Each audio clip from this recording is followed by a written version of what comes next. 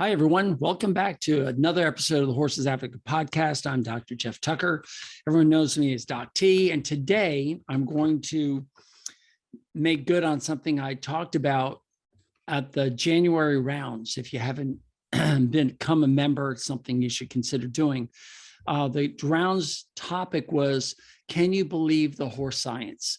And the horse science basically is science as it applies to horses.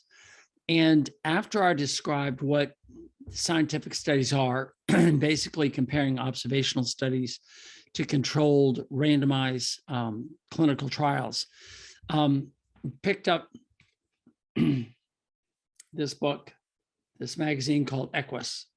And if you notice, there's nothing to it. It's just a cover because hold on, I can do this. I teared out all the pages. So it's just the cover. And the reason the reason I did this, I want to show you this, the winter of 2021. And I decided I would pull out all of these articles that are here and go over each one with a little bit of a critical eye so you can understand how science is working for you or against you. Just to give you a little bit of a background, when I went to vet school, one of the things they drilled into us is how to read scientific journals. And in this case, Equine magazine isn't a scientific journal, it's just a magazine. But they also report on scientific studies and try to interpret them and put together something that seems coherent, that is a blend of science and dogma. And dogma is basically the thoughts that prevail during, at this moment in time. So I started with I read every article, right? And I underlined and put into orange. Those of you who are watching on the video, you can see. But I'm going to go right through this magazine and I'm going to blast through it. I know you guys are driving or mucking your stalls and you really don't want to waste time. So let me get on it. But one more shameless plug. If you're not a member of the Horses Advocate, then a lot of this may go past you very quickly, because those of you who came to the meeting or actually saw the replay know what a scientific study is and how important they are and how they are trying to shape the way you as a horse owner thinks. So the first one is Coming Home. By Lauren Feldman. Through a unique program, horses help veterans, quote, cowboy up and prepare for civilian life. And it's basically a story of how these horses are helping rehabilitate veterans. And I wanted to underline a couple of things.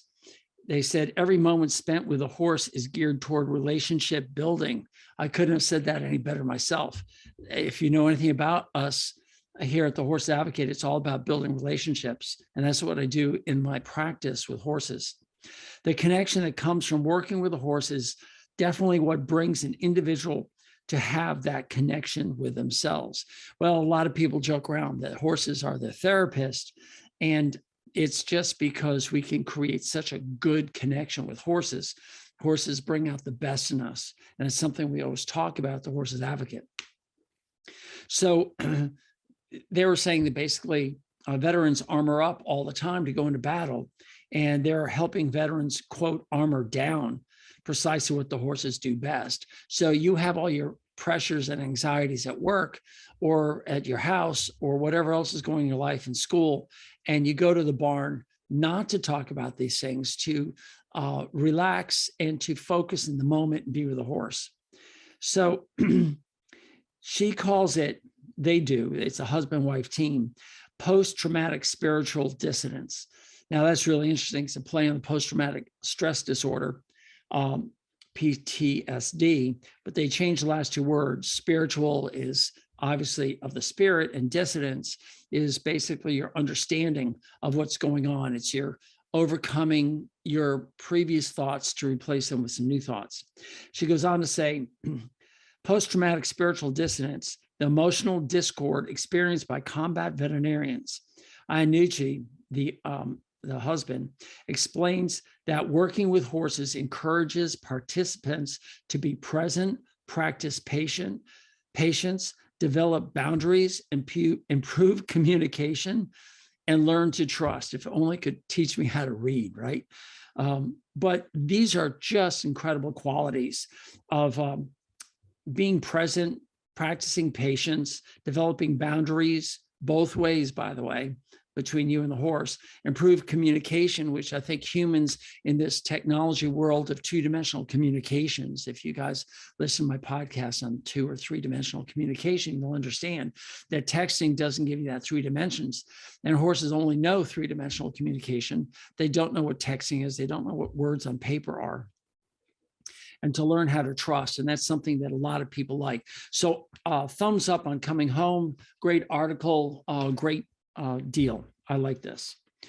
Unfortunately, it goes downhill from there, which bear with me.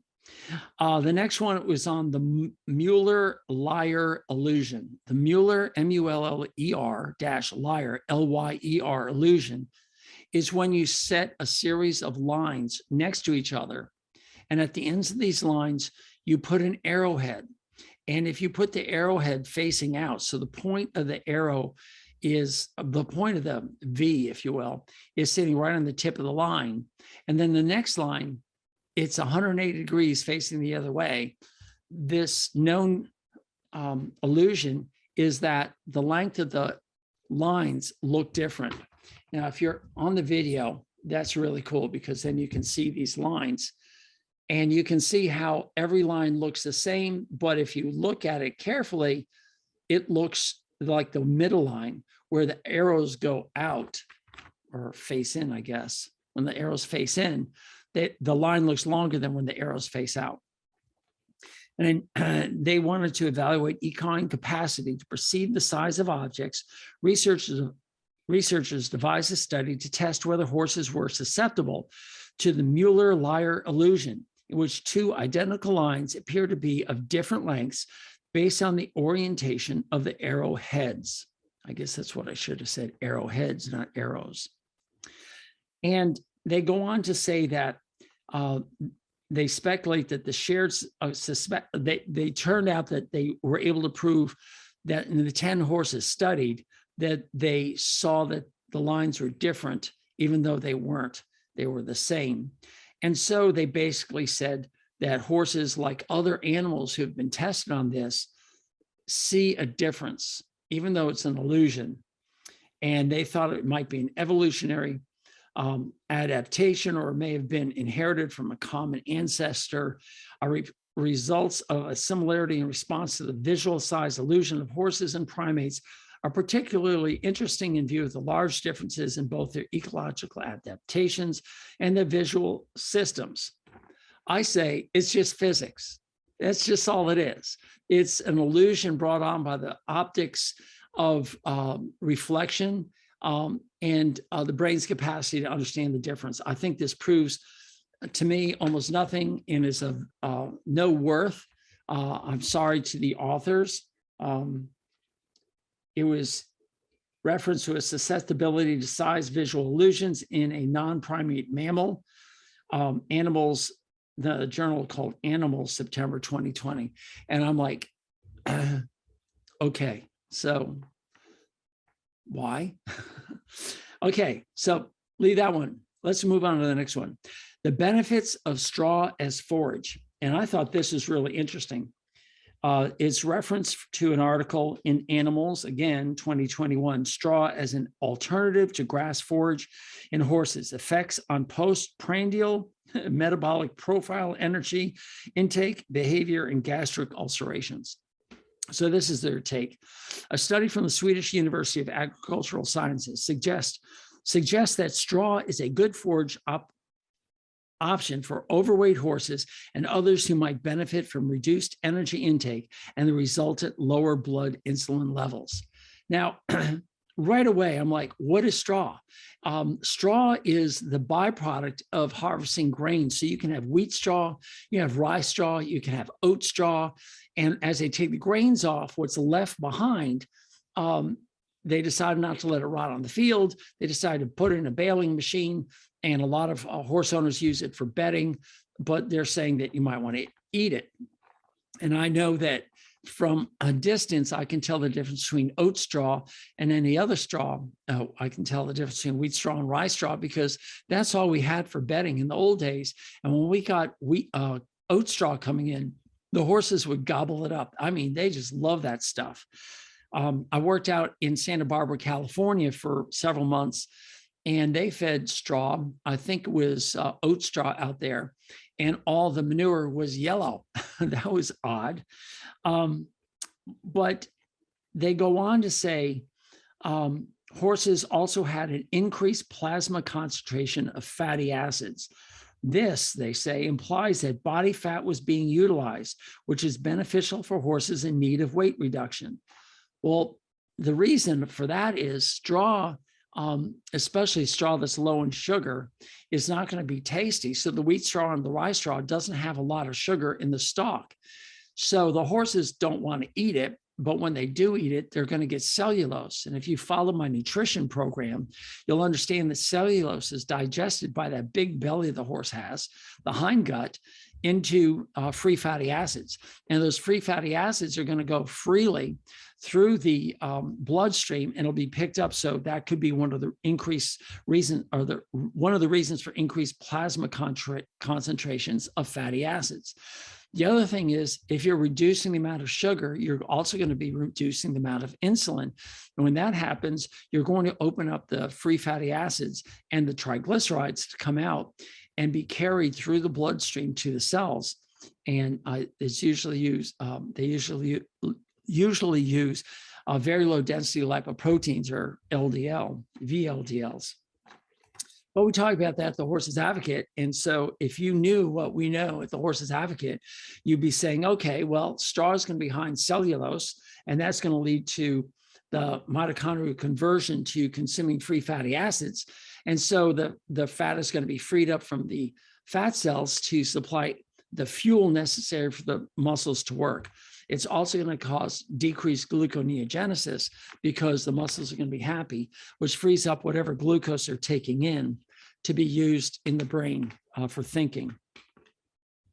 The final, and if that's too confusing for you, we talk about it. This is what we talk about the Horse Advocate. We have to understand the food that you're putting in the horse's mouth has specific purposes.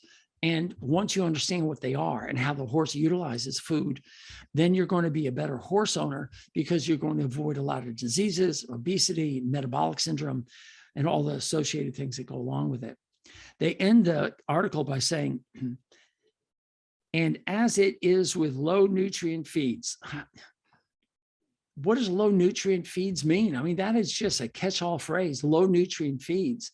Well, if you want to feed, I don't know, wood or cardboard, I probably agree, but this is straw, which is no different than hay in many, many ways. But they're saying not every horse seems to find straw very palatable, and some horses have to learn to eat it. Well, they learn to eat it because they're not fed anything else, so they're kind of hungry, so they'll convert over to this fat-producing cellulose, which doesn't have all that sweet stuff. So that's my take on that. If you don't know and understand nutrition, you won't understand this article about feeding straw. But I think the bottom line, if you've got an obese horse, get some straw and start feeding it to him. It's not going to have the high sugar content, which is no different than you soaking the hay and getting the sugar content out. And for either one, decreasing the amount of hay a horse eats is good. Hay or straw, it's all harvested last summer, and you're feeding in December, January, February, when there should be no grass other than dormant grass, and dormant grass has no sugar or very low sugar content. And if you diminish the amount of availability of these things, you're going to kick in something called hormesis, which is going to allow the horse to actually heal and regenerate on the cellular level. Okay, the next one was efficacy of targeted deworming. I'm not going to read the whole thing because we're told ad nauseum about how you got to stop deworming your horses on a routine, every 4 to 6 week basis, and you have to be targeting and start to do fecal exams and do an egg count. And when the egg count gets up to a certain number, then you go ahead and treat. And my biggest concern about that is, number one, nobody's talking about preventing it in the first place. They don't talk about cleaning the paddocks, cleaning up all where the manure is, making sure that the food that the horse is eating is away from the parasites. I think that's so important, decreasing the amount of eggs that are available on the farm. And they also, there's another reason, efficacy. That's what it was. It's interesting that Zoetis, which is a big pharmacy company that manufactures, amongst other things, the drugs that you put into your horse, such as Quest and Anthilcide, both dewormers, you have to ask yourself, why are they doing this study to research whether fecal egg counts really are beneficial or not? And the only thing I came up with is, if all the horses become resistant to a product that you're selling, no one's going to buy that product anymore. So if you learn to target and reduce the amount of times you use it, but you still use the product, that's better than not using the product at all and moving on with nothing for your horse. So in a way, it's helping the horse, but it's also in a way helping them. I'm going through my stack of stuff. Helps them maintain an income from that product. This next article was so amazing. It's a special advertising section. It says it right at the top. So whatever this is, it's an advertisement in the form of a story. And it's called A Journey of Truth. A special rescue horse undergoes a moving transformation in the hands of trainer Julie Goodnight with no saddle required. And I thought this was interesting because they're using a woman who is a well-renowned, a very well-known trainer who's done a lot of good things with training horses. And she's given this horse, Truth, what's it called? I guess the horse's name is Truth. It's got a longer name, but it is a thoroughbred broodmare. And it was brought to her with this. A typical off-the-track thoroughbred in many ways, Truth was underweight, shy and wary about being touched when she arrived at Goodnight's ranch. Okay, right away, underweight. What does that mean? Is it low in fat? Is it low in muscle? Is it low in bones? You know, what's making this horse underweight? And most people assume that they don't have a good body covering. They don't have a lot of body fat. And we, for whatever reason, think that more body fat you have, the healthier you are, until it gets to a point, then you're called overweight and obese. Well, the point is, underneath all that fat is a lost muscle. We'll get into that in a second. The other is shy and wary about being touched. I'll never forget that horse with hindgut ulcers, that I just laid my fingers gently on the horse's shoulder and it came unglued. This poor horse was suffering so bad that I recommended to the woman that we didn't float the teeth. We give this horse some time and you get the horse's gut taken care of. I said that the horse has hindgut ulcers and it's miserable. And she agreed, and she purchased some Succeed because she wasn't willing to stop feeding the horse because the horse was underweight.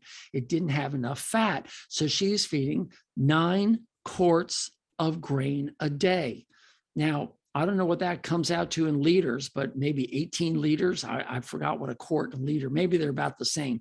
9, 10 liters of grain, which is like 10 liters too much. And this poor horse jumped out of its skin. 5 days later, it was in the hospital for colic, where they diagnosed hindgut ulcers. And that's when the owner started to believe me, took the horse off all grain, started to feed only ground plants. And she watched this horse go from a hard keeper, one that could not gain weight, and in a matter of a year, actually became overweight because she just let the horse eat. And she didn't understand that you have to curb all that. She's so grateful. And the horse is so much happier being off grain.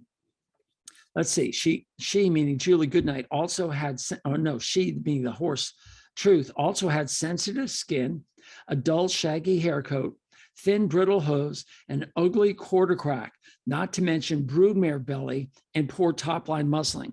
Have you ever heard of a better description of chronic protein deficiency in your life? Here's a horse that's come into Julie Goodnight with absolutely no nutrition in its past, and it's screaming for help. So what did Julie do? And this is really interesting. Under the subheading, the work begins. It began with routine desensitization, regular handling, and grooming. She also started the mare on quality feed, high protein hay, and a well-rounded nutritional supplement to support hoof growth, hair coat bloom, and general health. Okay, so she changed the nutrition. Everybody knows that's what you got to do. And guess what? According to this article, in 6 weeks, the horse made a huge turnaround. The weight is excellent. Her hair coat is positively glowing. She's happy, moving beautifully, and ready to melt hearts come adoption time.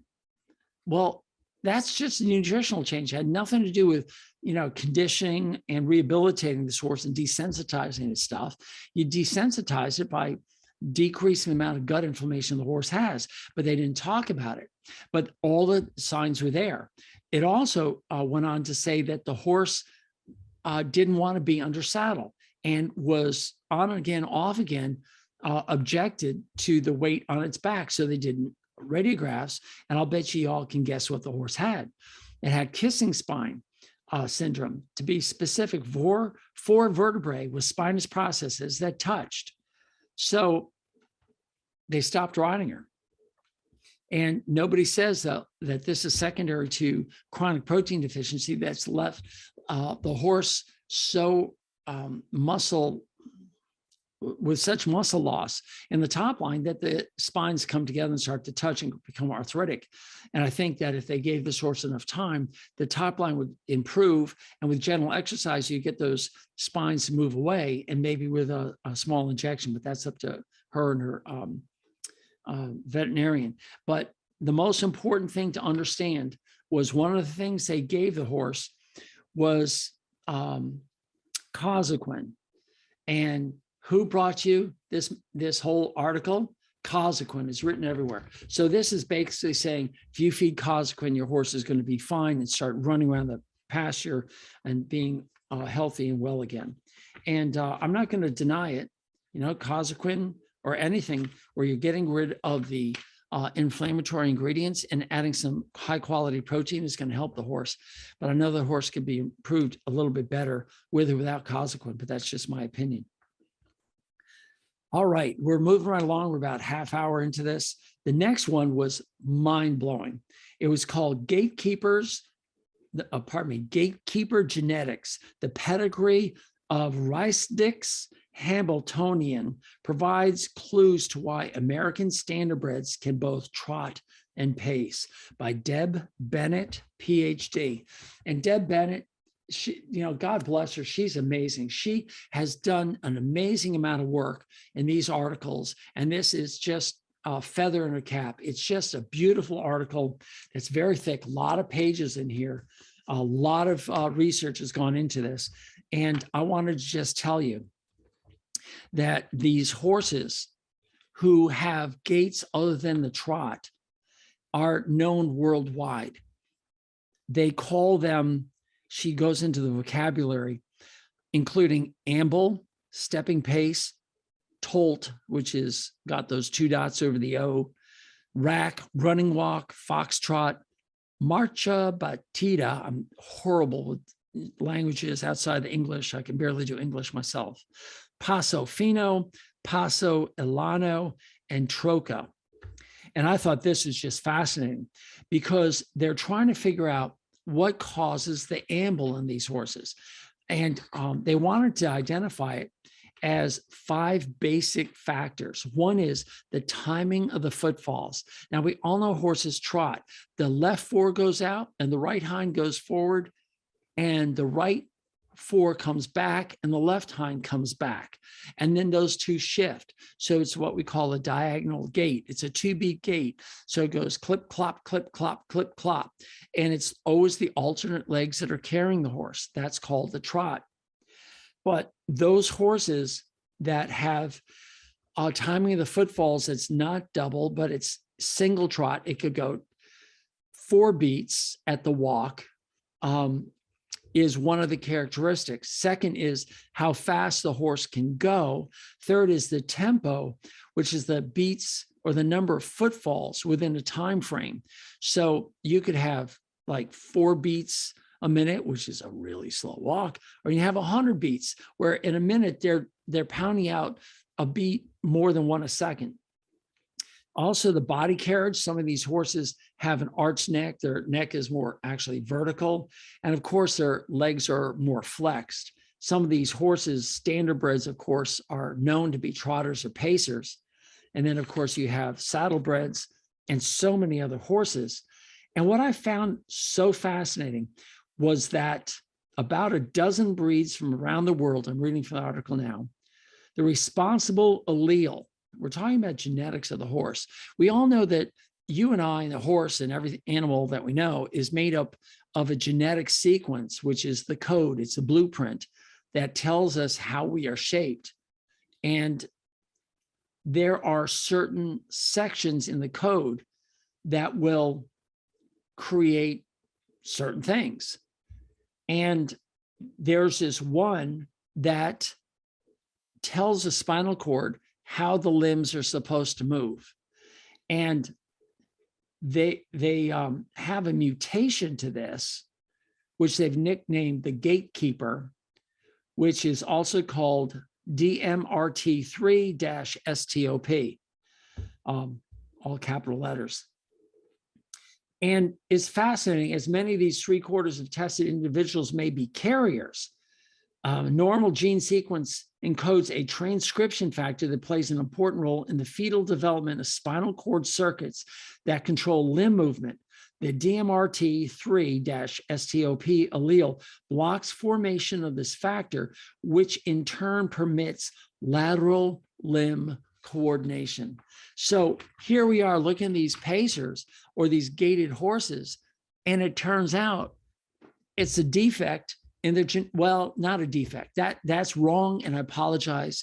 I'm going to take that back. I'm not going to cut that out, because so many people would say that it's not normal, therefore it's a defect, but it's a mutation, and mutations occur. That's how we advance. That's how we become taller, smarter, faster ourselves. We look for mutations that remove some of the inhibitions for survival's sake. So it turns out that this whole article, if you've got the guts to read through it, because if you don't like genetics, it's going to be kind of dry. But you look at all the pictures that they put in. She put in pictures from all sorts of backgrounds, different countries, paintings on walls, bas relief, and almost all of them, the horses pacing, not trotting, which I found fascinating. They did a study back in 2014, Maria Promerova and colleagues found that all tested Przewalski horses were homozygous for the wild type. So the wild type is basically a trotting horse, the normal way that we see horses go. But a follow-up study showed that the DMRT3-STOP allele is a mutation is absent in the Przewalski horses, and it's present in less than 50% of unselected feral horses, such as the American Spanish Mustang and the Mexican Sierra Tarahumara.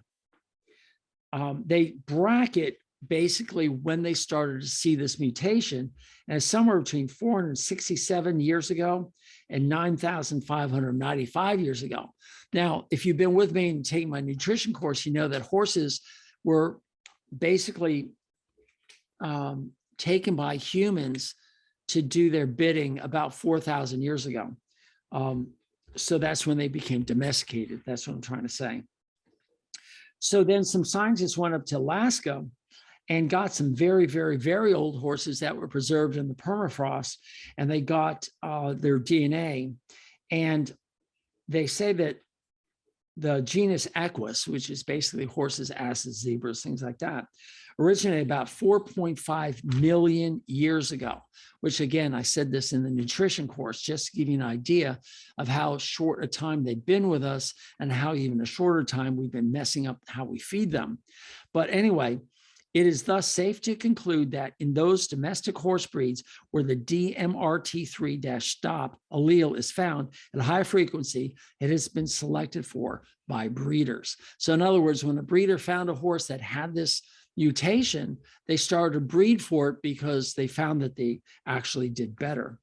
Posting to the trot, which makes the gait bearable. As we pointed out before, posting to the trot, which makes the gait bearable for distance riding, was not invented until the end of the 17th century and was not in wide use in Europe or the Americas for more than a century after that. So in other words, it was somewhere in the 1700s that people started to trot, to post to a trotting horse. But up until then, there's no records of anybody ever learning how to post to a trotting horse. And that's because they're suggesting that most of the horses before then, they ambled. They went with lateral gaits. So more studies found that the gatekeeper mutation was already present in Europe more than 2,000 years ago. So in the mid-18th century, there was a fellow, Brigadier General John Hartwell Coke. He was corresponding with his friend Thomas Jefferson. And if you're hearing this outside of America, he helped write the Declaration of Independence and became a president. Anyway, he was lamenting the growing rarity of his favorite type of thoroughbred, quote, compact in build, not overly tall, built stoutly enough for all day, I gotta turn some pages, trekking or military use, and could amble as well as trot or gallop. That's amazing. So the normal horse back in the 16 and 1700s, they were ambling all the time. In fact, they weren't even looked for. Horses that could only trot were not well liked, not for all the riding that we did. So another study said there's correlation between gaitedness and conformation, and found that gaited horses were shorter in height, more compact in build, and broader bodied than trotters, while also giving longer distal leg segments and greater angulation in the hind limb. I found this was just absolutely fascinating. I just love that article. Kudos to Dr. Bennett for putting the time in. And I really encourage a lot of people to read that, because a lot of people don't know that it's a genetic mutation that causes them to pace or have a 4-beat gait. All right, the next article was tips to get more out of your veterinary partnership. It is brought to you by Boehringer Ingelheim, which is another drug company.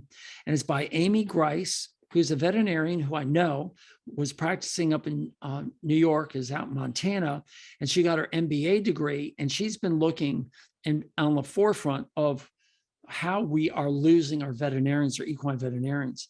And just to quote from here, and if you listen to my podcast the other couple of times ago, a shocking statistic is about 50% of veterinarians who enter equine practice each year end up leaving.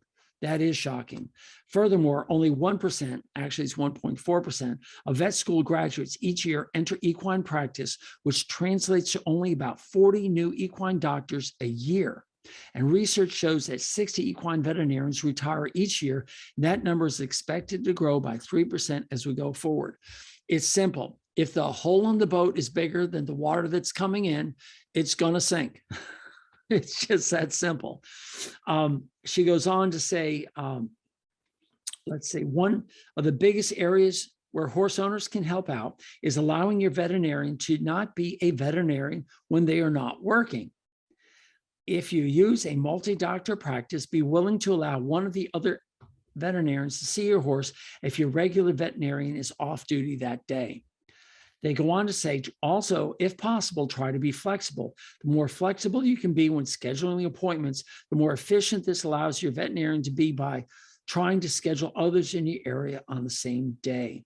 If we can help veterinarians decrease their windshield time, they can have more time to either see more appointments or spend on their hobbies or with their families.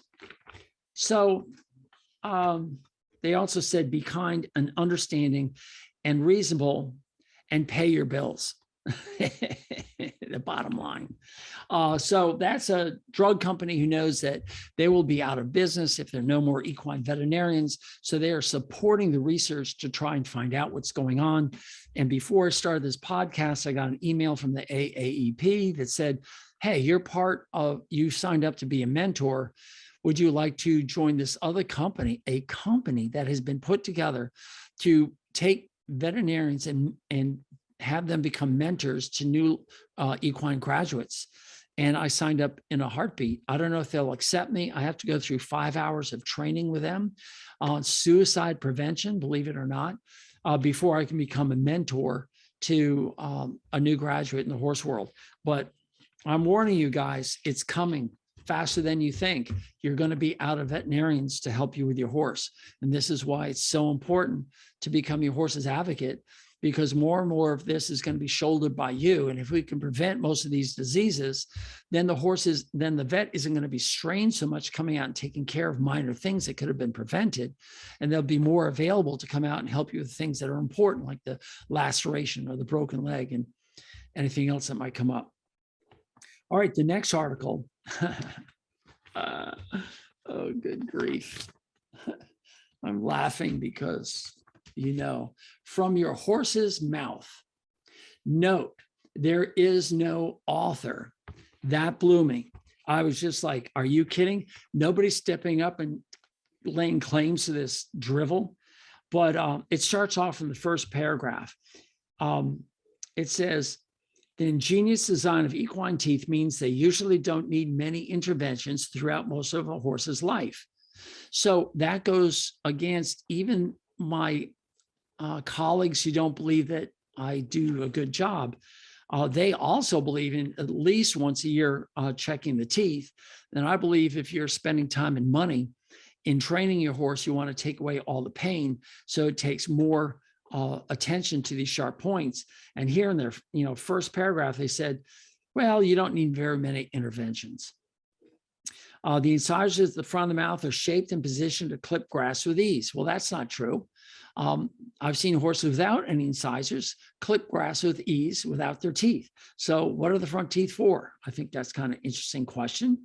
It says his upper jaw is slightly wider than the lower one, permitting it to move easily from side to side, maximizing this grinding efficiency. All right, so where's the proof on that? I mean, this is just somebody's thoughts that maybe that's what's going on. So let me just keep going. I mean, there's so much in this article and we don't have that much time. They have a little sidebar. It says pearly browns, and they say that the outer part of the tooth is covered with cementum rather than enamel like you and me. And that cementum can bring in dyes from what they eat, pigments.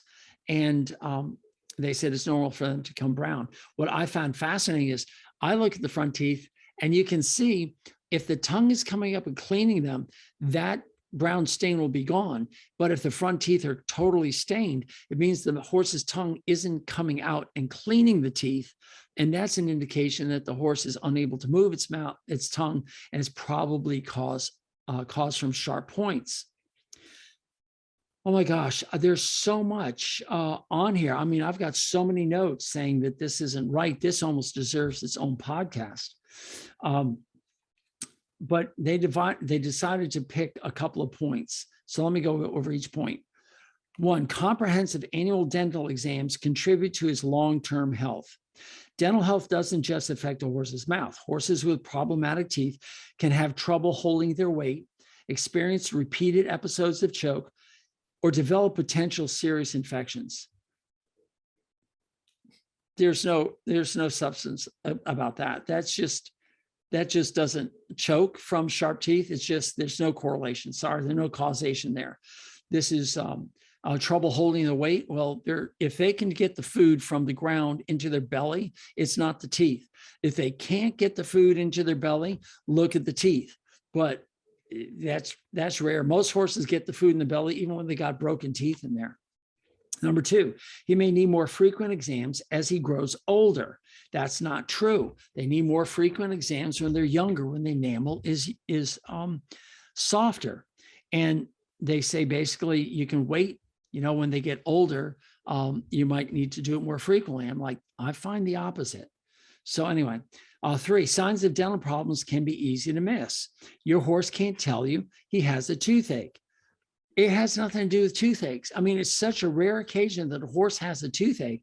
It's all about soft tissue pain brought on by these sharp points. But the things that they say are absolutely true. Chewing with the mouth open, eating meals slowly, salivating excessively, offensive odor. Okay, I got this. But the last one they said was loses condition.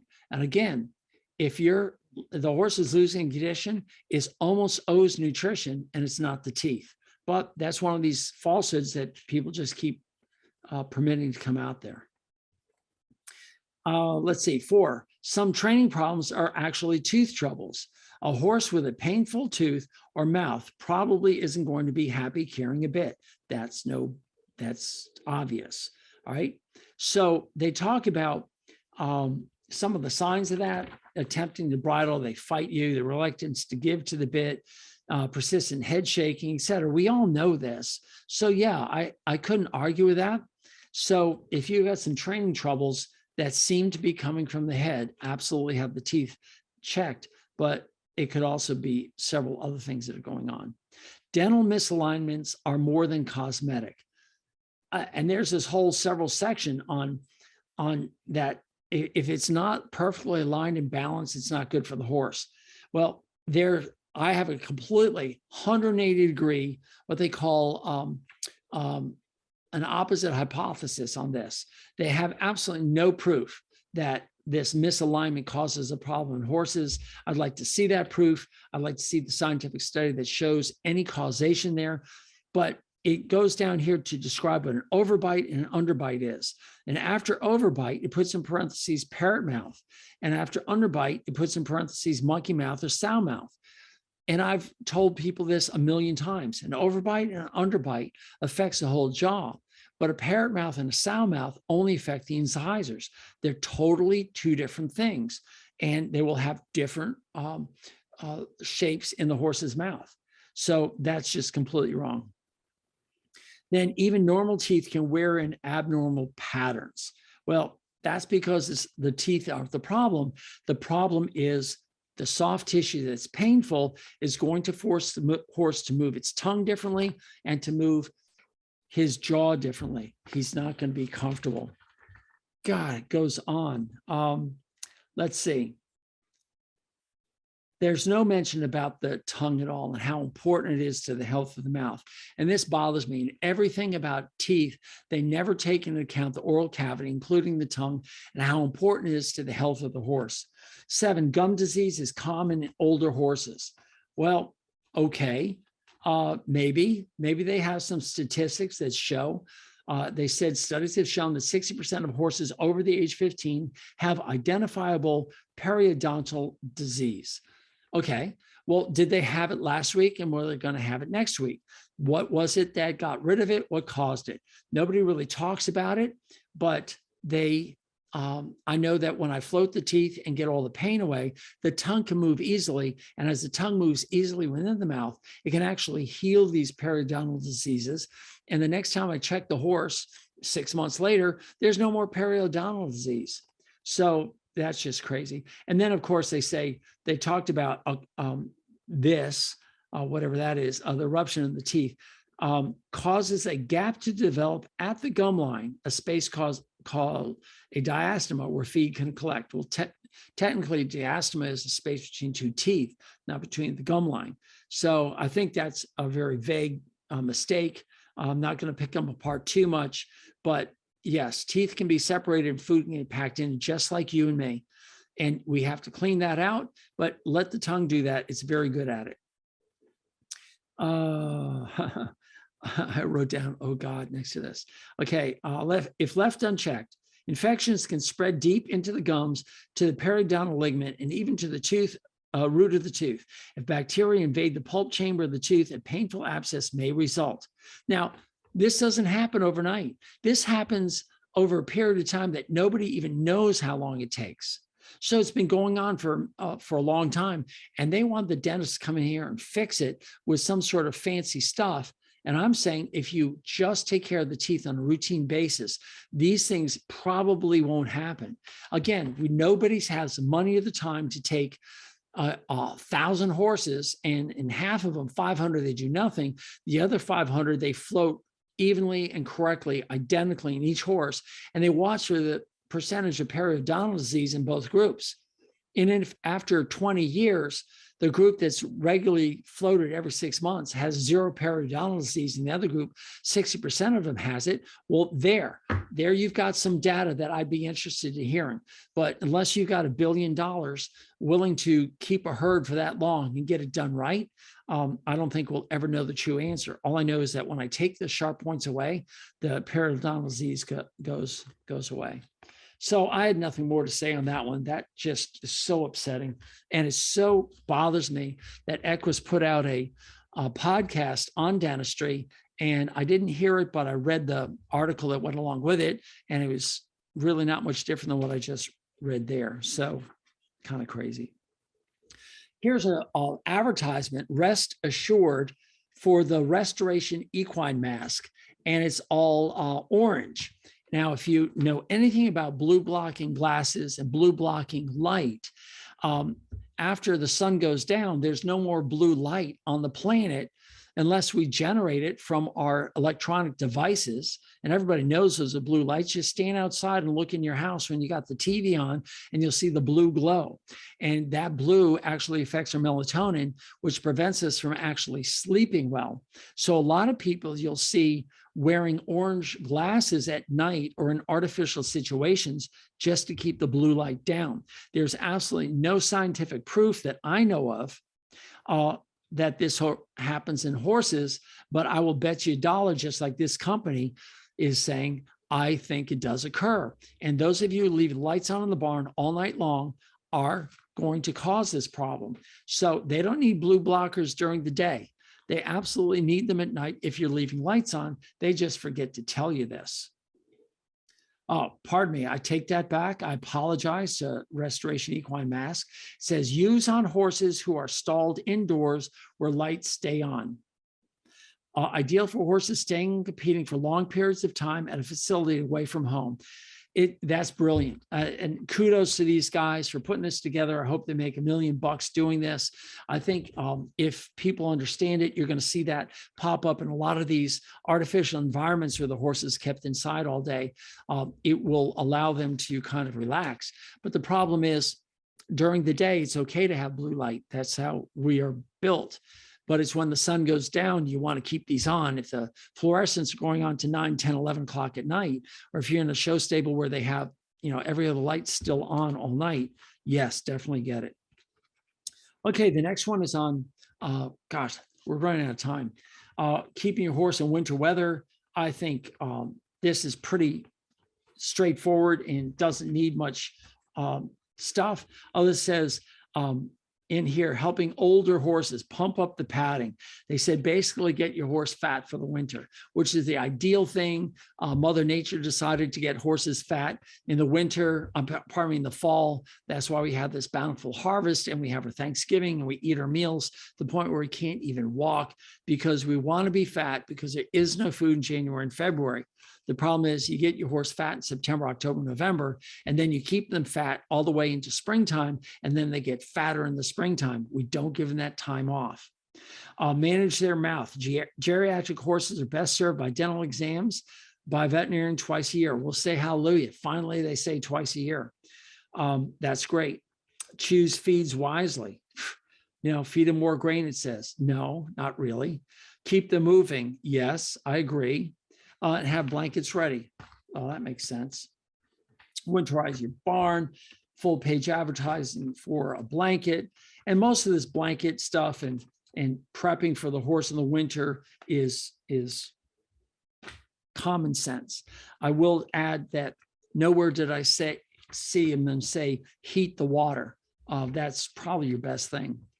The next one, they show a horse rearing up with a rider on it, and this doesn't look very good. And it's written by Denny Emerson, and most people know who he is. If you don't, you just have to look him up. He's famous in the horse world, the equestrian world. Hall of Fame rider and trainer Denny Emerson shares his insights on common equine behavior problems that can be fixed and those that can't. The title of this is 7 Scary Things Horses Do and How to Handle Them. I'm sorry, Denny. I know you've been around a long time. We've met, but this is a horrible article. I'll give you a great example. He has 7 things. The first is rearing. Fear of this behavior is fully justified. And his final paragraph in this section was, I can offer only one simple solution. Do not ride a horse that rears. Like, okay. Oh, good grief. Not why is it rearing, but most of these horses that are rearing are probably nutritional based. And before you get rid of the horse, you've invested some money in it. You might not be able to take it back. And if it's dangerous for you, it's probably dangerous for 99% of the other riders out there. So why give a dangerous horse away? And no, therapeutic riding program wants a dangerous horse.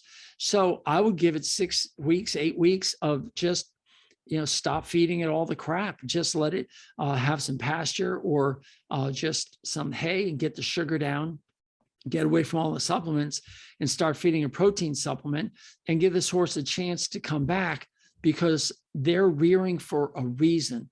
They always rear for a reason. It could be kissing spine. It could be bad back muscles. It could be lameness. It could be gut irritation. There's so many reasons. So the first simple solution is diagnose the problem and get rid of that. And then if a trained professional is still having problems with this horse, then find a new home for it. So I offer 2 simple solutions. Number 2, bucking. Not all bucks are the same. Last paragraph, my advice to riders who don't want to run the risk of getting hurt is to think of both rearers and buckers as horses to avoid. There's a saying about this: they can't buck you off if you're not on. See, Denny Emerson and these great riders have been riding for a very long time, and they know how to connect with a horse, and they're in the fraction of 1% of the riders in the world. And this is going out to the 99% of the riders out there who they're lucky they're on, maybe 95% of the riders, at least the riders that are not professional, will only ride one horse all their life or have only ridden a handful of horses, not thousands and thousands of horses. So riding out a buck, it's tough. By the way, going back to the rearing horse, when my wife and I were training thoroughbreds and we had the youngster with the horse with the saddle on for the first time, I was the ground guy and she was a rider. And when I said, "Are you ready to go?" she said, "Yes." So we circled the horse one more time in the stall, and I left the stall, walked down the middle of the barn where there's a break in the aisle. And the stall was built in this barn so you could mount a horse and ride it out of the stall without any worry about your head hitting anything, even if the horse could rear up. There's no obstructions. You could ride, and the stalls were in the center of the barn, and the exercise ring, the track, if you will, the shed row, was around the stalls, but inside the walls of the barn. So I left, and the horse took one more turn, stood up on its hind legs, walked out of the stall, turned left, walked down the shed row on its hind legs. And of course, my wife was sitting on the top and she was just laughing. And I said, "Well, that's the girl I'm marrying." And that was 46 years ago. So yes, not all rearing horses are dangerous. You just have to know what you're doing. Okay, number 3, spookers and spinners. I don't know of any foolproof method to avoid the spook and spin. This has happened to everybody. Everybody's been on a horse, and in a nanosecond, they're facing the other way, and you're on the ground with the wind knocked out, and you wonder if you should ever ride again. Spookers and spinners are usually, they shouldn't be ridden without full attention. And his first paragraph sums it up. We've all had it happen. It is a sunny summer afternoon, and we are heading home after a relaxing ride on the trails. The horse is swinging along, head down, relaxed and happy. Your reins are loose, all is well. Never, ever ride a horse like that. That's all I got to say. If you're riding a horse and talking on a cell phone, if I were the police, I'd pull you over and put you in jail. I know this sounds so harsh, but these horses can kill you, or worse, the horse could get killed or injured as you're left on the ground and it turns around, runs out and gets into trouble. And it's all because you weren't paying 100% attention on that horse. I don't think you should ever ride a horse like that. We've all seen the movies. We all know how relaxing it is. I've seen girls sit on their saddles sideways or with one leg up over crossed as they're texting on the phone, and the horse is standing there half dead to the world. 9 times out of 10, or maybe it's 95 out of 100 times, you'll get away with it. But the first time that horse suddenly says, oh my gosh, there's a squirrel, and hasn't seen a squirrel like that ever, and it turns and dumps you, you're going to have either a concussion, broken neck, broken something. It's not going to be fun, and your horse is loose, and they can get in tough situations. So while he says there's no one size fits all answer to spookiness, I think the biggest answer is pay 100% of attention 100% of the time. That's just my little rant. I'm sorry. Now, 4 is bolters and runaways. After, if the issues couldn't be fixed, I would get rid of the horse. Get rid of the horse. Bolters are as dangerous as rears and buckers. Now, it's interesting because I've discovered, not me, but there are other vets out there who've discovered that there is a bursa. If you don't know what a bursa is, just hold your hand out flat with your palm facing up, put a water-filled balloon on the palm of your hand, and take your other hand and place it on top of that hand and roll it back and forth like a ball bearing. That's what a bursa is. And there's a bursa right on top of the first vertebrae, right behind the head, where the ligament that comes from the withers goes up and attaches to the head. And as the horse's head goes down and up, it's going to roll on that ball bearing. And it's been discovered that there can be some adhesions in there from some trauma months earlier. In fact, there's a really good veterinarian who's also a chiropractic who says a lot of these horses whose heads are hung for dentistry will develop some of these neck issues that he sees. And bolters can be fixed with one injection, and these horses are so grateful. So I would find a veterinarian who knows what they're doing and get into the nuchal bursa and identify with ultrasound, look at the vertebrae of the neck, especially the facets, which are those 2 little things that sit off to the side. If you're dancing with somebody and you hold your hands up, facing palms out to your dance partner, I'm trying to get this in the camera, and they reach out and hold your hands, and then you get close and you put one of those, small air-filled exercise balloons between you. I've heard that this is a popular thing done now on social media, but this is what your vertebrae look like.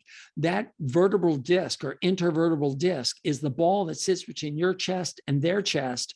And where your hands come together are the facets, and they stabilize you to make sure that everything works together, yet you can bend back and forth as long as you have that attachment. Well, where your hands come together, they can become arthritic, and they can inject those and make the horse feel a whole lot better. And you can stop bolters and runaways by doing that. Also, make sure their diet is good. Make sure they don't have any colonic ulcers. 5, trippers and stumblers. He said, if they stumble once, they get another chance, but the second time they stumble, I get rid of them. That's pretty extreme, but it's one solution, he says. Of course, you and your farrier and possibly your veterinarian need to look to understand why he's stumbling. Is the toe too long? Does a horse have caudal heel pain, also known as navicular disease? You need to look at that and try and fix that. Number 7 is poor ground manners. Well, that's so funny. Oh, I missed number 6, mounting and dismounting evasiveness. He says, if you have trouble maintaining this kind of constancy, meaning mounting them, when mounting and dismounting, seek the help of a skilled trainer. Well, the best trainer you've got is face the horse toward a wall and teach them that they can't go forward. If they go forward, they're going to nose it right into the wall, and make sure you always mount that way. and train them. Practice, practice, practice, and until they understand they're not allowed to move while you're getting on or off the horse. Because when you're out in the middle of the woods and you're trying to get on the horse because you've been bucked off, you don't want the horse to be walking off on you. You want the horse to be trained to stand. And I have to agree with him. Train the crap out, pardon me, sorry. Train the heck out of your horse. But use a wall, use 2 walls and get them in the corner. I think that really helps. And understand why they're walking off. Give them a reason to stand, and don't be using treats. You can use a treat as a reward, give a peanut. If the horse stands perfectly when you get up, say thank you, and either you or somebody gives them a peanut and pat them on the neck and say, good job, then get off. Don't go riding. Just get back on again, off, on and off, on and off until the horse gets it. And then 7, poor ground manners. Horses need boundaries, and most horses can learn them readily. I couldn't agree more. Teach your horse ground manners. They're not supposed to walk over the top of you.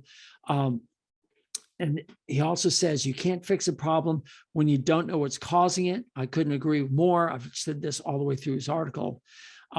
And then if you are not sure why you are afraid, you, meaning the rider, the horse owner, if that fear is consuming and it sucks the joy out of your relationship with horses, don't be afraid to seek professional help, whether from horse people or from professional counselors who know about dealing with anxiety issues. And I think it's important to understand that you have to know your limitations, and some people can be absolutely overfaced when it comes to their horse. And I see it all the time. I'm told, look out for this horse. He's dangerous. He'll do this and that. And I walk in, the horse doesn't move a muscle. And it's because I've been with so many horses, I can give that confidence, and I don't have a very high fear level. I have a very high respect level and a confidence in my ability, because I can read a horse before his thought is even formed, and I anticipate their moves. And when I anticipate, it confuses them because it breaks their state, and they say, wait a minute, I was going to do this, but you're not letting me do this. What are you trying to do? And it opens up a line of communication. Most horse owners just go in there. Number one, they're afraid. Number two, the horse senses it, so it starts to act out. They're proactive in getting rid or away from your fear. And you're sitting there, sitting like a bump on the log saying, oh my gosh, what are you doing? And then you react to that fear. And then when that happens, you get a little bit afraid, more fear, because you know that this is going to lead to something bad, which signals the horse to do more, which just goes in circles. So that's not good. The next one, I know I'm running this one long, sorry. The science behind the healing power of horses. And this is research conducted at the Temple Grandin Equine Center may soon reveal how hippotherapy helps people to overcome physical and emotional challenges. And this is at the University of California, Colorado, where Temple Grandin is a famous autistic person who's gone into helping people understand how to connect and communicate with horses. And she's been the driving force behind a lot of these therapy centers. And this is like the pinnacle of where she is right now. But our main goal, this is quoting us, the Colorado State University. Did I say Colorado? I didn't say California, right? Colorado. Our main goal is to advance the scientific rigor behind the anecdotal evidence, where randomized controlled studies are taking up the challenge of producing good scientific data, supporting the benefits of horse movement for all, starting with youth with autism. And that's because there's so many kids with autism that are coming to these riding therapy centers, and they're finding that these horses are incredibly helping these people. Autistic children who never spoke are now speaking. Of course, it's not just autism. I work for a lot of these places, and they tell me these spectacular stories. But the problem is they're all anecdotal. And again, if you remember the Horse's Advocate and you listen to my rounds about can you believe the horse science, you'll find that there's very few what they call randomized controlled studies, or RCTs, randomized controlled what's the T stand for? Trials. They call them studies, but they're called trials. And that's because correlation does not equal causation. Just because a horse and the rider, suddenly the rider starts doing all of these things, you can't say that the horse is causing it. You can only say that there's a correlation. So these people want to create a study that will prove causation. And once they do that, they'll be able to get the insurance companies on board and have the insurance companies pay for the treatment that these children go through at the centers. So I don't want to be negative here, but I want to be very clear. All randomized controlled trials, RCTs, always have an agenda. And the agenda can be the producer, the sponsor, the investigator, or whatever. And the bias that's in this program is that these programs are so beneficial, and yet the insurance companies are not coming forward and saying, yes, we're willing to pay for this as a therapy for your child. And these parents can't afford, or the therapeutic riding center has trouble getting the funding necessary to keep going. In other words, they're looking for a stipend or some sort of benefit on a financial level to keep feeding the horse, to keep the roof over the shelter, to afford the veterinarians to come out, the farriers to come out, the basic care.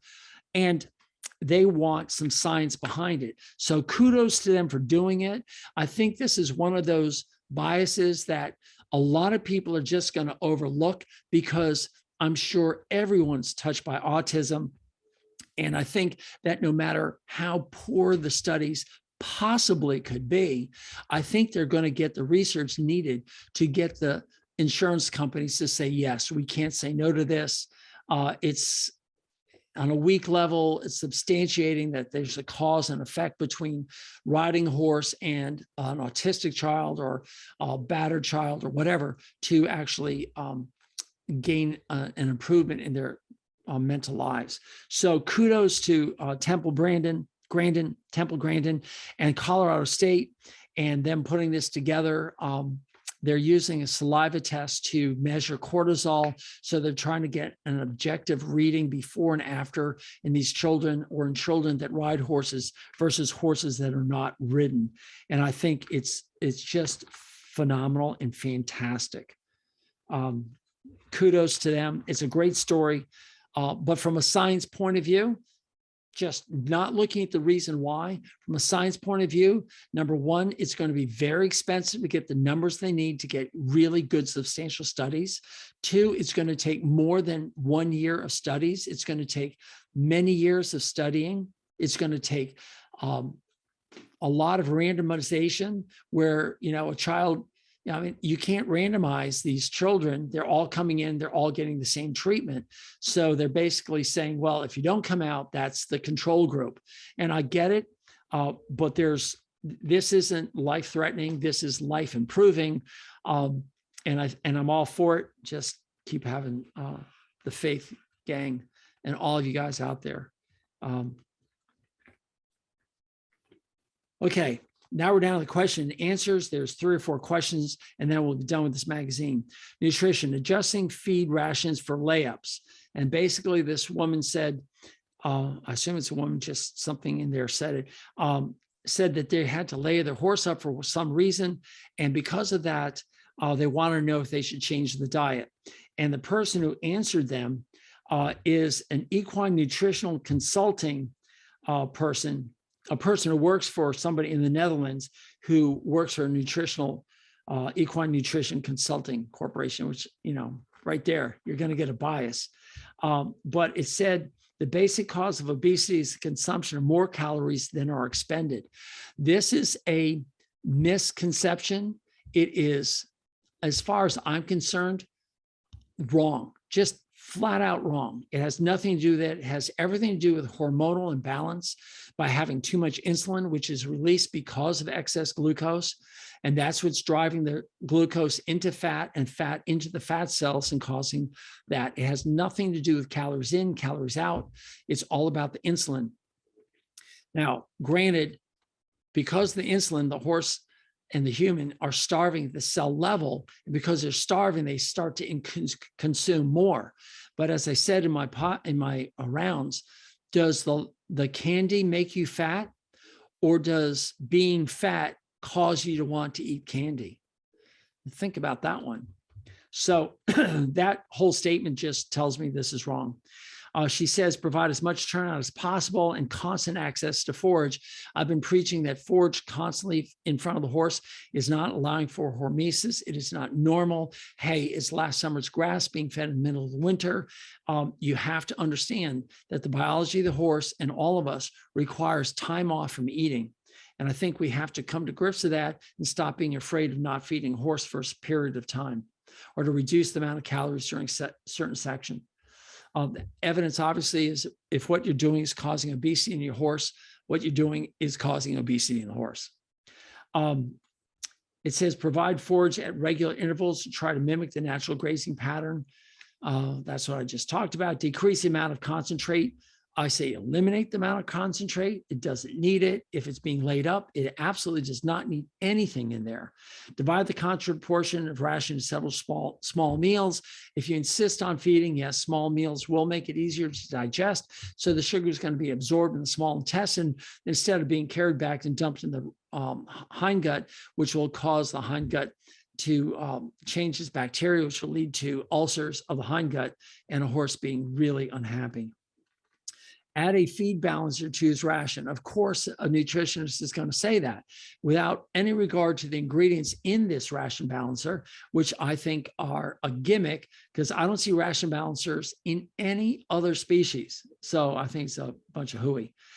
Consider feeding supplements containing prebiotics and probiotics. You know, prebiotics and probiotics are so different as describing water and steel. I mean, they're just unrelated other than they sound similar. So to put it in the same sentence is just totally wrong. And provide access to clean water 24 hours a day. Couldn't agree more. All right, the second one, lameness, simple stumbles or something serious. And so this horse is saying, you know, what could it be? Should I worry about it? And the guy who answers says, he's a veterinarian, says long toes and some types of shoes are not appropriate for uneven terrain. So you should be looking at the terrain you're riding your horse over. He says, all of us stumble occasionally, but if a horse missteps become frequent or he has difficult time recovering his footing, it's time to investigate. I absolutely agree.